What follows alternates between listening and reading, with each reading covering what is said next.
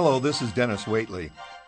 What you're about to hear is a 21st century paraphrase of one of the most profoundly important books about creating financial independence and personal freedom ever written. You know, it ranks in my library along with As a Man Thinketh, Man's Search for Meaning, Acres of Diamonds, and The Greatest Salesman in the World as life-changing milestones in my career. The author, George Clason, first issued a famous series of pamphlets on thrift and financial success back in 1926, using parables from the tablets in ancient Babylon to make each of his critical points. Millions of individuals have benefited and been overwhelmed by the realization that life in ancient Babylon and life in 21st century America are virtually identical with respect to becoming financially secure. For you women listening to this program, although this audio series speaks of life at a time when women were solely responsible for home economics and family rearing, nurturing, and support, these messages are as relevant for you as they are for any man.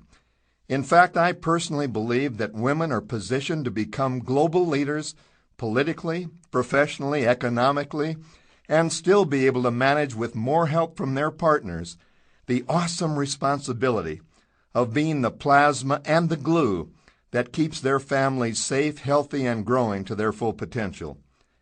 So welcome to the ageless wisdom of the richest man in Babylon.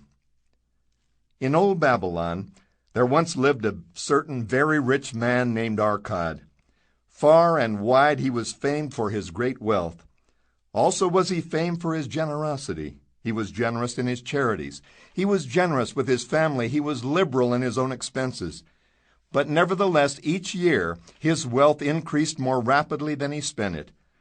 And there were certain friends of younger days who came to him and said, "You, Arcad, are more fortunate than we. You've become the richest man in all Babylon while we struggle for existence. You can wear the finest garments and you can enjoy the rarest foods, while we must be content if we can clothe our families in raiment that is presentable and feed them as best we can. Yet once we were equal.